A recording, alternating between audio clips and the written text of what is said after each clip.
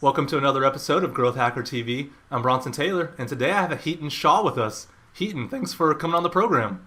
Yeah, my pleasure.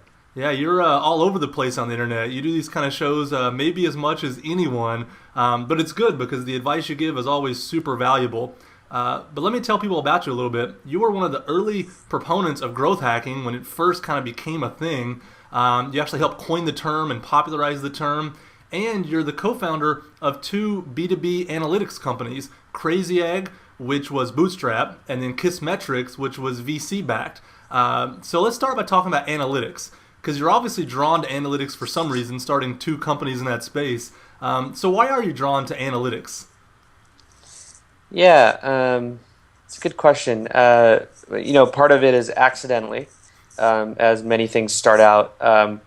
My co-founder and I had a marketing company helping other people do marketing that we started in 2003. We ended up having to use analytics to help them, whether it was implementing it all the way to helping people use it and understand it. And so, we actually tried building a lot of products at that company, like that we wanted to make our own products and sell. And we ended up just getting lucky with the analytics one, which happened to be Crazy Egg. And lucky meaning people liked it, and it's the one everyone gravitated towards. And this was before a lot of the strategies existed on growth and product development and things like that that are pretty popular now. Yeah. Now, being that you run two analytics companies, you see the good and the bad with analytics. You see companies implement their analytics, use their analytics, study their analytics. What are some of the biggest mistakes that you see companies make, maybe with Crazy Egg and Kissmetrics, or maybe just with analytics in general? If you could just tell companies anything about the numbers, what would it be? Yeah, I'd say that there's generally, and this is just with most software that's B2B, um, there until you have experience buying the wrong software, like for your company, I don't think you really figure this out, or you get great advice. But basically, people tend to focus too much on the tool, so it's like it's too much on the how am I going to get this done? Not enough time spent on the what am I actually trying to accomplish and why is it important? And so the biggest mistake I just see is like everyone focuses on too much of the tool itself, and then also sometimes too much on the um, the what. And the what I mean is like a lot of times there'll be a big feature list, right? And then you're getting compared, or you're comparing tools based on features instead of based on actual needs that organization has and might have in the future, and then making a very deliberate, informed decision. So I think the biggest mistake is just focusing too much on the tools and the capabilities of the tools versus the needs of your business. No, that sounds like great advice. Let me ask you something else with analytics. Analytics is very much numbers driven in most cases. How do you balance the qualitative with the quantitative? Is it a matter of kind of the phase of the company? At first, you don't have a lot of data, so it has to be qualitative, and then you move into more quantitative? Or are they kind of just two things that need to be happening simultaneously all the time? How do you view that mix? Yeah, I my approach is always to do both at the same time, Hmm. and my approach is always to recommend it, but knowing what tactic you want to use. So analytics will tell you what's happening, um, whether it's just what's happening in general with, like, let's say your customers or your users. Hmm. Um, it'll also tell you how impactful something is that you've done, like an A/B test or a feature improvement or something like that. Hmm. But it won't really tell you one analytics. I've never seen analytics tell you what to do next. Like, just like it's not analytics is just data. It's not designed to tell you what to do next. And we can debate that, but in general, you have to think that up. Hmm. Qualitative information helps you figure out what to do next. It also helps you figure out two categories of things. It helps you figure out why people are not doing things, and helps you figure out why people are doing things. Hmm. And so I've never seen a successful business grow without doing a combination of both. I don't know if it's a 50-50 mix.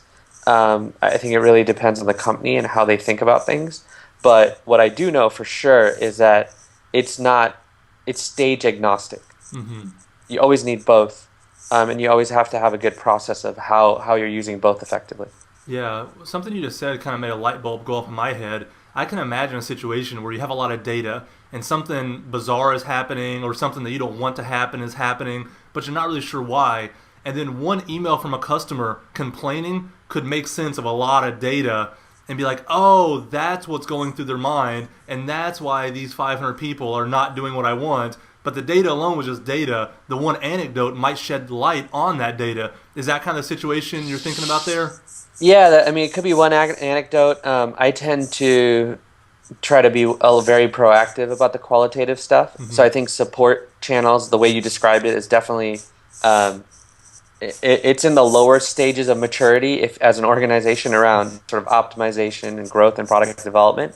But at the end of the day, if I get stuck and I see that the data shows one thing, but I really want the behavior to be something else, but it's not, the customers aren't doing that, I will really try to figure out why they're not doing that, especially if it's really critical to the business to get them to do that. So, in a way, this is the difference between data-driven and being data-informed. And so data-driven would be like, I'm looking at the data, I see it, and I accept it as truth. Data informed is more like, I know where we need to go, I know where we have to go, I know what's important to the business, I know where if the customers don't do this, we don't have a business. And so I'm going to keep trying, and kick out of a local maxima, if you want to call it that, and make it so that this actually works, which is where you start making continuous attempts at the same thing in different ways. And you can't just do that with data. Yeah. And like quantitative data, I should say. Yeah. And that's where that idea of being proactive comes in that you just mentioned. So instead of just waiting for the complaint and customer support, you might go search out that particular segment of your user base and just ask them or talk to them or do something else more systematically than just waiting for it to happen to make sense. Yep, exactly. No, that's great. Now, like I said in the intro, you've experienced both bootstrapping and being a VC-backed companies, and in both cases, they're successful. And I think that's kind of rare. We've had people that have been one or the other, but to have both bootstrap and VC and both do well is pretty awesome. So I want to talk about financing a little bit. What's the primary difference in those two approaches? What's the primary difference from your point of view of having VC money and not having VC money? Yeah, I like saying self-funded. Okay. Instead of bootstrap. There you go. Yeah, it's a pet peeve. Okay. I don't mean to offend you. Why is it? No. You did not offend me at all. It's just a pet peeve. So I try to get that in there every time. I don't have boots and I don't have straps on my boots. Okay. But yeah, it's self-funded. Let's see. I have both at the same time. So that's what makes this really interesting. It takes a lot of discipline to do both right. Either one. If you're self-funded, you have a lot more constraints in resources or ability to get resources, especially early on. So I don't want to say this, but I think this is a good way to describe it. If you're self-funded, you figure out a way to fight for every penny, right? If you're venture backed, you have to figure out you're not fighting for every penny. What you're actually doing is, for lack of a better term, and again, this can get murky and there's gray area, but you're actually more interested in fighting for market share. I'm not saying that you do it unprofitably or anything like that, but you have to build a big business if you take anyone's money, especially anyone's money that's an investor. That's what they signed up for.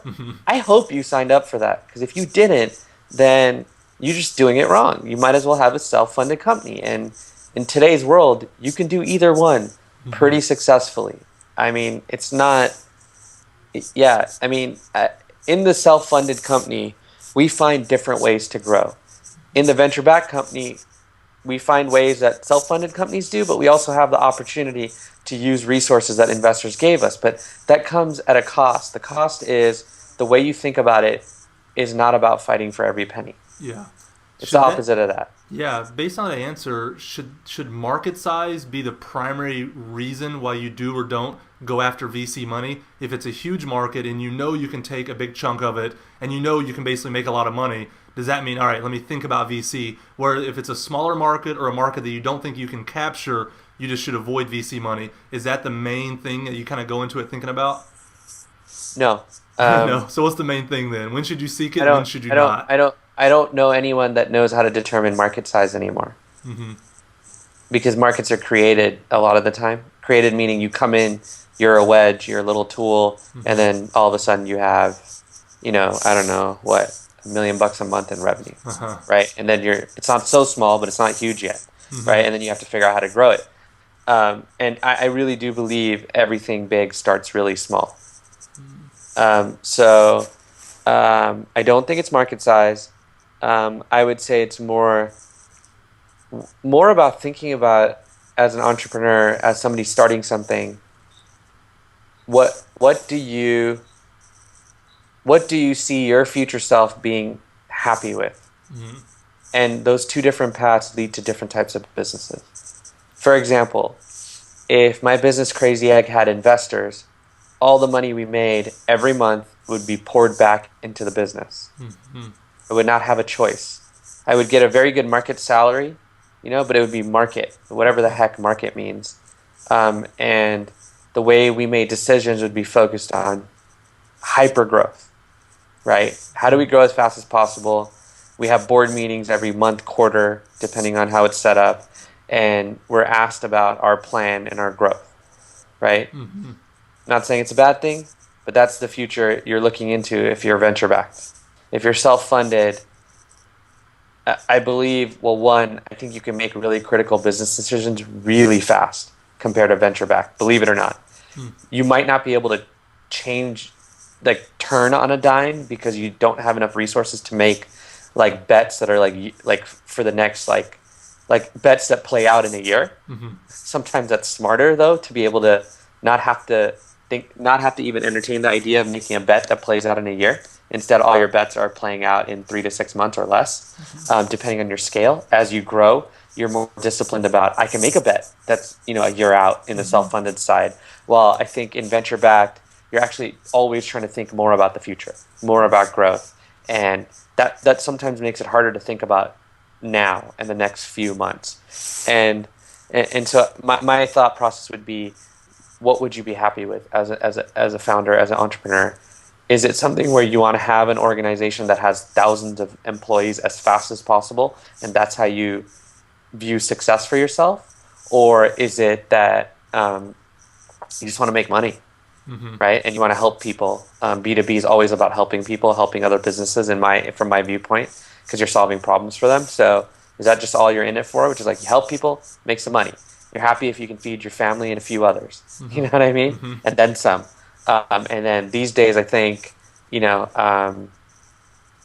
B2C, you can start self-funded, but you end up having to get venture back just because you end up having to feel growth and fund growth, Mm-hmm. buy growth. Actually, fund growth is the right way to put it. So, it's just about your future self, I would say, and how much you can predict about what would make you happy as a human being, as a person. Yeah, that sounds like awesome advice. Let me ask you, which has been most rewarding for you? Maybe you can't pick one for political reasons. I don't know, but No, I'm not political. I don't play politics. I don't even really think about politics too much. So, good. yeah, I'm not. Yeah, I'll just say it like I feel it. Both have their pros and cons, and I'm really, really happy, and I get a lot of pleasure in being able to execute on both. Mm-hmm. Like I wouldn't have anything else at this moment. Yeah. And so what I would just say is I coach a lot of entrepreneurs when they're in that sort of crossroads and help them think of it just the way I described it. And that's probably the best thing I can do. So Yeah. me personally, I think I like both. I like having both. Mm-hmm. If I just had one, I'm not sure if I'd be as fulfilled. Okay. So maybe you're a unique individual that kind of wants both in its own way.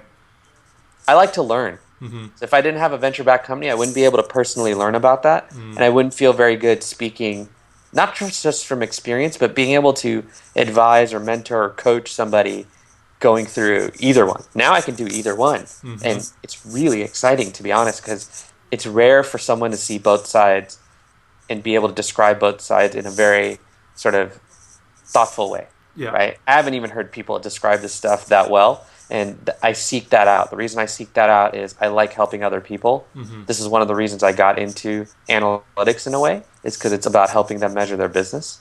So, that extends to almost everything I do.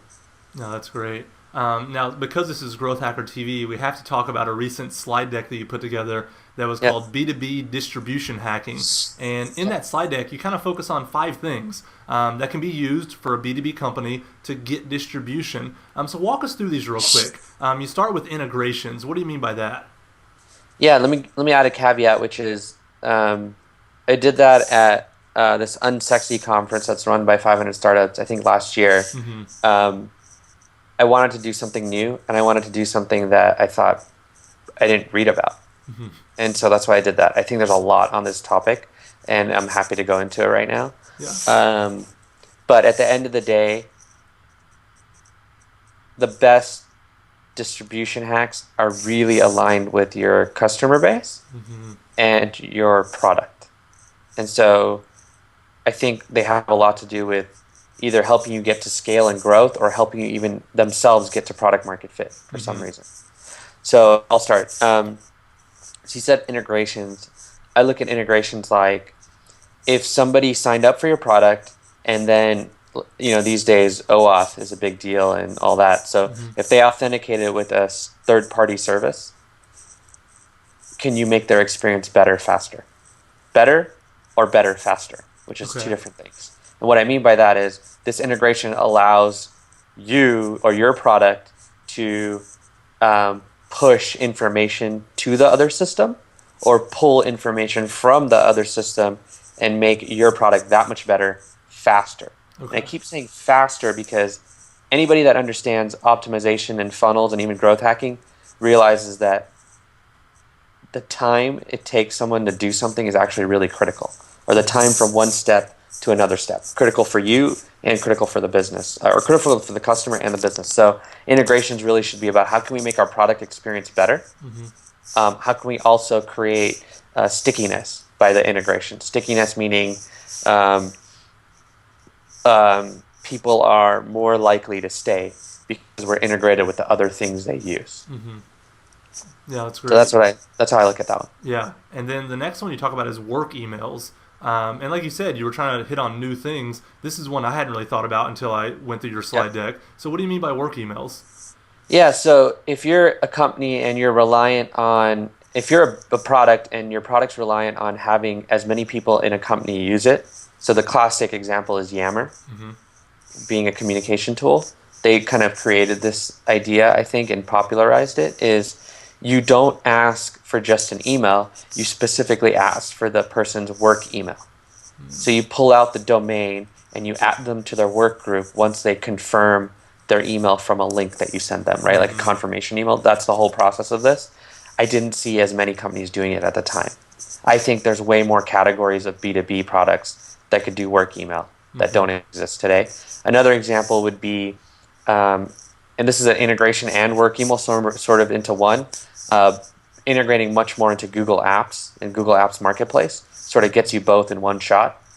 Like you can, if someone authenticates Google Apps, you have access to other contacts if you want it, and if they give you that access. And Google hasn't got really crazy about granularity there. Mm-hmm. So if the app asks for it, they can either decide to give it and 5 other permissions, or or none, right? And so most people tend to just go through it, even though some people complain. But at the end of the day, if they understand that your product's valuable within an organization, they'll do it. So work email is essentially that idea. Yeah, no, that's great. And like I said, I hadn't really thought about it. I mean, despite Yammer doing it, I never really thought about the process of pulling out the domain, adding to a work group, and how Yep. seamless you could make that for the end user, and yet how powerful it'd be on the back end. Yep, that's Yeah, right. and then the third one is embeds. What do you mean by embeds? Yeah, embeds are classic examples are YouTube plugging into MySpace and basically growing because of that. Yeah. Another example, which is actually a shirt I'm wearing, is a SlideShare shirt. It's like hey, SlideShare. Yeah, you're an advisor, Is right? Yeah, I am an advisor. Actually, I still am, even though they got bought by LinkedIn. And so the work email one, I'm sorry, the embed one is the idea that a user creates something or views something and feels compelled to embed it on their own site, on their own profile, depending on the context. I think SlideShare is B2B at the end of the day. Like the people that use it the most are business people, even though consumers consume stuff from it. And they're probably a classic embed strategy. One other example would be LinkedIn and the fact that they have sharing buttons. I would hit that right in the embed strategy. So that's the way I look at that. Yeah, and then the fourth one is powered by. I'm sure we've all seen these, the little powered by widgets and things. Is that what you mean by that? Yeah, when you say it's powered by something, right? It's pretty simple. One example a lot of people might not think of, so I'll give that one, is how did a company like User Voice grow to be very large? You created essentially a subdomain on your site if you wanted to, or a subdomain on their site. So it was like crazyegg.uservoice.com or vote.crazyegg.com or some crap. You knew it was powered by User Voice if you ever used it because they had the bottom right thing or something. A lot of the support companies, Zendesk, Desk.com, they all use powered by when you put it on your support site, even if you're paying them a decent amount of money. There is no white labeling. Yeah. So powered by is huge. Yeah, and maybe that's something to keep in mind for the people listening as well, is just because somebody paying doesn't mean you have to remove all branding. They can pay a good amount and still put in branding because they may not mind and it may not matter, right? Yeah, and I wouldn't say they may not. They just don't. Okay. And if you can make the experience better, I've never, people are used to that. People are used to getting badged up. Absolutely. Because I think sometimes we approach marketing, if you're a purist, you get some very weird ideas about what should and should not happen when people just don't care, like you said.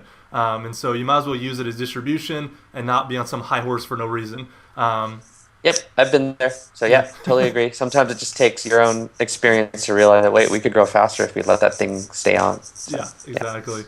And then the last one is free stuff. Walk me through how this is a distribution hack and not just a gimmick that doesn't matter. So, people smarter than me about growth, have said basically the biggest thing you can probably affect in growth, and again, this is you have to really see it to understand this, but is top of funnel. So is more traffic in. That's like the number one lever for growth, which is more traffic in. Yes, you need a good product. Yes, it has to work well and all that crap. But at the end of the day, the biggest growth driver is top of funnel. So free stuff, especially B2B, gets you top of funnel that you might not be thinking of because you might be, and I don't even mean freemium. I think freemium is a B2B distribution. I don't know if I like calling it a hack because I think it's more embedded into the whole organization if you do freemium. What I'm talking about is grader.com. So the folks at HubSpot came up with this thing that's a marketing grader. You put in your URL. Now actually they've iterated a little bit. You put in your URL and your email because they're probably trying to grow emails, free emails, and you get a grade of your site. You might even be able to get a grade of your site against your competitors. And because it's marketing related, those numbers are always changing. So you always want to if you're a marketer, there's a lot of vanity in your life. So you do always want to come back and look at that crap. So that's probably one any marketer can understand when they look at it. That's why I like giving that example. The folks at New Relic built I think it's called RSI or something, but it's like a speed index for sites. They also did something interesting the other day where on a landing page they put a game in on a landing page where you could squash bugs with a little spaceship or something. I didn't really play it. I was on my phone. I wish it worked on mobile, but anyways, whatever. That's their problem. That's just kind of stuff that you can use to increase top of funnel. There are a lot more examples, but that's the general theory on that one. See, when I read free stuff, I'm thinking a free T-shirt, a white paper, but you're thinking bigger, like a tool that you might actually charge for, but you just happen to make it free. I only care about product. Yeah, I think T-shirts and shit are only good. I think T-shirts and helicopters and stuff like that, because there's the company I just mentioned, New Relic, that gives them away. They are a great hack to get people to implement. And if you're factoring it into your cost of acquisition, you're fine. I've just seen people do it for the wrong reasons because New Relic does it, and they don't understand. So, No, thank you for that. Now, as I was going through your core answers, I came across some of them that really kind of stood out, and one of them was around email, and you listed off a number of things of advice around email marketing, and I want to go through these a little bit. One of the things you said on there is that the best open rates that you found is at 6 a.m. Eastern Standard Time. Any more commentary around that? Do you know why that might be, or is it just through testing that's what you found out? Any other thoughts on that? yeah. So I'm looking ahead a little bit. So you've got this question, you got another question about pricing. Let me start with my disclaimer, and then we can get into these. Okay. Everyone loves trying to learn something without doing it themselves. And what I mean by that is they want to know the benchmark. What should my homepage sign-up rate be? What time should I send my email? So it's really great, and it gets a lot of attention, like you found them, both of them, if you talk about best practices. These days, I would say there is no best practices, and there are no standards. What really matters is how much you understand your customer and what works for you and what works for them. And so when I say the best open rates are at 6 a.m. Eastern, it's based on data that's aggregate across a ton of businesses. And I can make it up for you why it works at 6 a.m. Eastern. So if I were to make it up, right, because you asked, well, people are just waking up on the East Coast, and it's a safe time because you're not missing the East Coast, or you're not missing people that would already be awake. And this is just U.S. only, just to entertain it. Yeah. But the East Coasters are just waking up. The West Coasters will wake up in 3 to 5 hours. And so you don't miss anybody. That being said, if someone, the West Coast folks, or more, sort of, western side of the U.S., wake up, and you've sent it at 3 a.m. and other people had started sending it at 6 a.m. PST and stuff, you get kind of screwed. So the bottom line is, the right way to do that is figure out what works for your customers, but more importantly, how deep can you segment your user base so at 6 a.m., no matter what their time zone is. This is the shit I don't see that makes me really upset. But anyways, it makes me upset just because I've seen what happens when you add a little bit of this, like segmentation in there, or customization.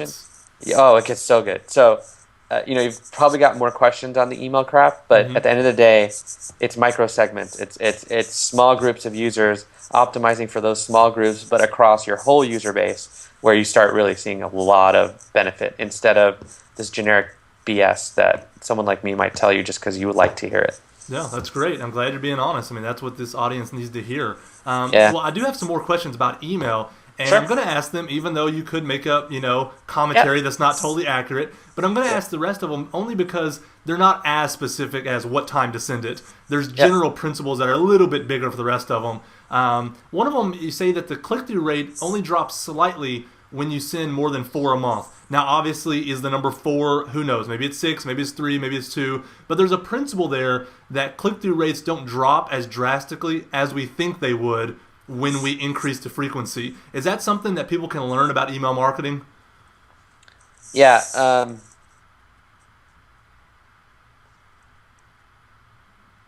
It really depends on on what you're sending and the quality of it. So if it's your birthday and you're getting all these likes and you get an email for every like from Facebook, you're probably like, not interesting. I'm not going to click it, right?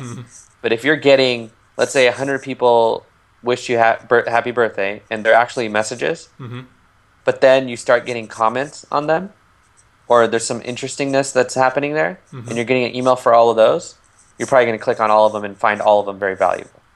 So that's an analogy I would use here, which is like, if the quality of what you're sending and the content is really high, you could send it 10 times a day and people would eat it up, so to speak, right? So to me, it's not a frequency issue. It's more of are we sending enough quality? The way I think of it and the way I describe it to people is, are we sending enough quality emails that people are willing to open them and click on them? And if we're not, then we shouldn't be sending that many email. If we think there are ways we can do that, we should test sending more email with subsegments of our customer base to see if the CTR does drop. And so most of the advice on all this stuff is test it yourself, but I can help you think about it, at least with these questions, on how you should think about it. No, That's great. how I would think about it. I mean, even what you said about quality, it changes the discussion. Now it's not about how many, where's the boundary, should we cross it? It's, is there quality? And then let's test it with quality as the primary kind of axiom, and then decide what works best for our business based on that. So it changes the discussion, which is what we want right now. Now, another thing you say is that the best click-through rates are with new subscribers. So again, they need to test to see if that's true for their business. But assuming it is true, what would you do with that information, knowing that click-through rates are good with new subscribers? A lot of this has to do with the purpose of the email and the quality and the content, which is all related. So I would say that if I know that new users have a higher CTR, I might get them to click on more important stuff earlier in the life cycle of their membership. You know, and so if I had a call to action and it comes in for a purchase of something like 5 emails in, I might consider making it 3 emails in if I know CTRs are higher. I mean, that's loose because sometimes you have to, you know, when you're doing one of those drip email campaigns and it's to a purchase, you have to prime the pump, so to speak.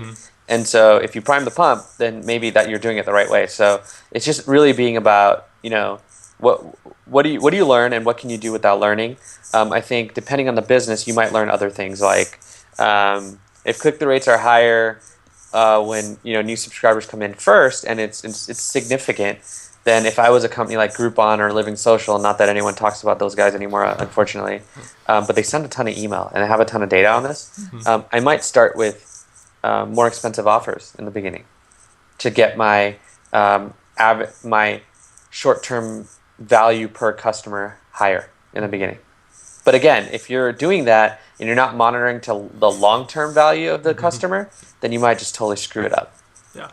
No, that's great. Thank you for that advice. Now, let me ask you about pricing a little bit. Same caveat stands. They need to test. They need to learn their business. But I still think there's some general principles here. The first one, you say end with a 9. What's your reasoning behind that, whether it holds for everyone or not? Yeah. It's a great question. I don't know. The truth is, I don't know how much I believe end with a 9. Okay. End with a 7, end with a 9, end with a 5, end with a 3. I mean, you could go on, but like usually it's 9 and 7 that people talk about. Yeah. And the reason is back in the day, we did tests. We in SaaS as well as box software, and we figured this out. My belief today is end with a 0, to be honest. Okay. And the reason is I think people are getting numb to a lot of the pricing psychology tricks. Especially the ones that have to do with arbitrary numbers. This is arbitrary. This has nothing to do with your business. And it's saying end with a 9. Yeah, like for sure. You should just end with a 9. Like that's a rule. I personally am an entrepreneur. I don't really like rules, so it's visceral to me now. But like, if someone wants to know what to try, I would try a 9. You know, I'd also probably try a 0. I wouldn't just try a 9. I would try a 9 and a 0 and see what happens. Yeah. Again, here's the problem. Here's the psychology behind this one. In my mind, at least this is my theory. You end with a 9, you're signaling discount, even if you're not giving a discount, or you're signaling that I'm trying to make it appear cheaper than it really is. You end with a 0, and you might be signaling quality, because you're not trying to make it look cheaper than it is. And so depending on what you want your product to reflect or what it needs to reflect based on your competition in the market, you might want to be a little bit, you know, sort of a little bit more deliberate about the decision of 9 or 0. But if I were to pick the 2 to try, I would try 9 and 0. Like that seems to work in my experience. One of those 2 will work depending on what you want to communicate or what you need to communicate to your user. Yeah. And the next one, you say, you know, shorter prices look less expensive. Do you still agree with that? Taking out the commas, don't add the .00 in, that kind of stuff. Is it still a good practice, in your opinion, to make prices look as short as possible? Yeah, that one I think makes more sense. I'm not sure if you'll get statistically significant results with that either way, though. So if you Okay. did $1,000 or whatever, and you had a comma versus no comma, um, It may not matter. may not matter. And I'm sure there's studies you could do on like how fast can someone parse the number. And that's really what it boils down to. When you're looking at a lot of numbers and you don't have commas, it's very hard. When you're looking at very few numbers and you have a comma, it might actually make it harder. Gotcha. So when there's a lot of numbers, the commas help you parse the information because you have like 10,000, 15,000, 1,000, 900 all in the same sort of data sort of table or whatever. In this case, you don't have that many options usually. So you know, again, I can argue it the other way too. So it's just one of those things. Yeah, it goes back to data, and also, is it important to test or not? I'm not sure.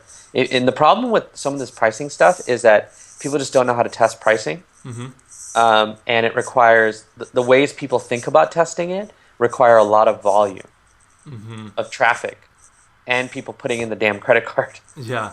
Well, let me ask you about that then, because Yeah. what you keep coming back to is testing instead of these cute little here's the end result that everyone should do. How do you test pricing? Tell us that then, because in my mind it is hard because do you give two segments different prices simultaneously? That almost seems disingenuous. Do you segment it out different phases, but now you're dealing with different time cohorts, and that's hard. Is there something different in 6 months from 6 months ago? How do you test prices really?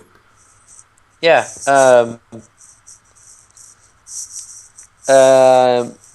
I'll start with something really stupid, simple that Okay. I think was interesting. So the folks at Wufoo, I'll probably butcher the test, but they popularized this test, which was, I believe they charged a certain price. They tested with the user base, but they always, when you went to actually get charged, would charge you the lowest price. Ah. So through the whole flow, they're saying Okay. $9, $9, $9. And then when they actually charge and the charge appears, it's actually $7. That solves it right there. That's perfect. I'm Right? glad I've asked. Yeah, and they're they're a very human company. They really care about the customer. I've always been impressed, and so I'm not surprised they came up with something that elegant. And I don't think anyone would feel like that's deceptive because you're charging less, and you won't get the complaints people worry about. Yeah. That being said, there's a little bit of irrational fear that people have with this one. It's like, hey, I paid 9, my buddy paid 7, WTF, right? Someone emails you, one, it means they care, right? And what's preventing you from just saying, oh, it's cool, we'll charge you 7 too. I don't know, right? Who cares? That being said, I think their method is pretty elegant. If it's your price testing you're trying to do. Yeah, no, that's awesome. I'm glad I asked. Another thing you mentioned is anchoring your price. And that kind of goes back to pricing from way before even the internet days, anchoring your price. But how does that work? What do you mean by that? Yeah, I don't know if we were one of the first at Crazy Egg, but I saw it. A lot more people do it after we did it. We blew out one of the columns in the grid, but we blew it out for a different reason. We had a really cool animation of sign up, so we blew it out. So like someone hits sign up, and then that one whichever one you pick blows out and then slides over, and then you get a sign up form there. That's actually why we did it. We didn't do it for the anchoring, but I think it's become popular as anchoring, like the middle one, or you disingenuously say that's the most popular plan. I've never seen data that shows that the one people say on the pricing grid is actually the most popular one. It's usually the one that makes them the most money. Yeah. Per user. It's most popular internally because they make money. Yeah, it's not the most popular one. Because in every product I've seen, the most popular one is the cheapest one. Right, so that's funny. Yeah, that's why I hate that. But that's anchoring essentially. You're finding a way to, and again, those are, I went sideways on the anchoring. The other type of anchoring is like you always put a way higher price as the third option, so that people pick the middle one, not the bottom one. That's really anchoring in that context. I think it's a pricing trick. I think it's one that will always work, but it's a pricing trick. Like it's a psychological trick of, I won't get the highest, but I'll get the middle one. Yeah. Because there's this highest option that exists that I could get, but it's too expensive for me. I think when you think about SaaS and software, it's not like box software. It's not like one-time software. So now I'll give a caveat. The Mm-hmm. one place I've seen anchoring your pricing work like magic is um, when you're selling one-time digital content. You're selling an ebook and you're not giving more than one option. You're just not maximizing your revenue. Mm-hmm. That's where anchoring works like magic. You can ask one of my friends, Nathan Barry. He's really the expert in this, but wow, like he's been teaching more and more people how to anchor and tier pricing on ebooks and Mm-hmm. one-time sales. So when it's a one-time sale, you're not trying to make the product better. You're not trying to get an upgrade necessarily. You're just trying to sell it.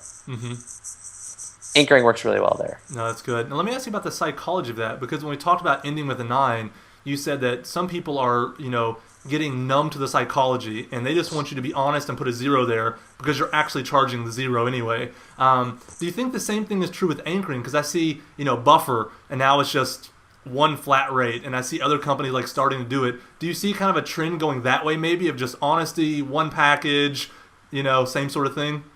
I think anchoring for deceptive reasons makes no sense.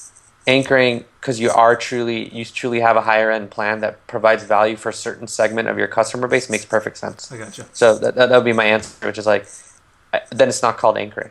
Yeah. It's price segmentation, and it's segmenting your audience and making them pay the right amount of money. No, I'm glad you clarified that. Another thing you talk about is doubling your prices. Why do you encourage people to try doubling their prices?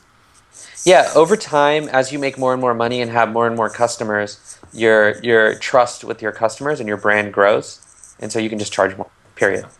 It's just nature of the beast. Now, there's competitive practices and other things that might prevent you from doubling your prices, but it really depends what you're optimizing for. And this actually goes all the way back to self-funding versus venture-backed, Yeah. which is if you're self-funded, you'll double your prices because you're just trying to make money. Yeah. In fact, you'd rather have 100 customers paying $50, right, than like 10 customers paying 100. Well, sorry, then more customers paying less money, Yeah. essentially, right? So 500 paying 5 or whatever the difference is. So I would say that if you're in a high competitive battle and the other company isn't doubling, then you might not be able to double unless you have huge differentiation or target different customer segments. But if you are not competitive and just trying to increase revenue, doubling works. And doubling is like, you're not going to be able to keep doubling, but you'll be able to keep tuning and literally just price optimization. Now, it actually goes back to packaging, plans, segmentation, and all those things, which really relate to doubling. Mm-hmm. There's many ways to double your price. You might just not be thinking of them. So one is upfront, you charge more. Another is you learn how to get people to, on average, pay you double by upgrading them, right, or upselling them. So there's a lot of ways to go about doubling your prices. Yeah, that's great. Well, Hiten, this has been a great interview. I have one final question for you, and it's a vague question. It's a high-level question. There's no way to know the specifics of their business. But what's the best advice that you have for a startup that's trying to grow? Yeah, if you're a startup, you're trying to grow, and you already have some users or customers, the best advice I can tell you is always be learning and testing. Mm-hmm. So learn from who you already have, learn why they've been successful, learn why they're doing the things that you want them to, Mm-hmm. and learn why they're not doing the things that you want them to. Mm-hmm. And so I think always be learning. If you already have a small user base, learn from them. Spend more time with the customers. Everything about growth that I've seen that's been like successful has to do with a deep understanding of the actual customer, the users, and what they need in context of your product and your business. And that's where I see a lot of people fail, which is, I was one of the companies I advised. It was a marketing meeting, but it was really about growth, and they're trying to double their MRR in the next 6 months. And in the last 12 months, they 5x'd it, but it was small numbers. Mm-hmm. And they presented this whole deck, and at the end, they wanted everyone to talk after, and that's fine. And I said that you guys have created a great shit list of things to do, and I see that a lot, which is it's just a list of shit on growth. Because, it's like even the 5 ideas I have, integrations, work emails, and all that, it's better than a shit list because it's like more product oriented. And it's not just like, oh, we're going to do a LinkedIn group, or we're going to do SEM, or we're going to do social media. Growth comes because you pick strategies that work for your customer and your business. It doesn't come because you're going through a shit list and just doing it. So, that would be my best advice, which is, you know, make a shorter list of things to do. That's great advice to end on. Heaton, thank you so much for coming on Growth Hacker TV, and thank you for your honesty and your transparency and really trying to help us and not just tell us what we want to hear. Yeah, I don't know how to do that. So, appreciate it. Thanks for the time.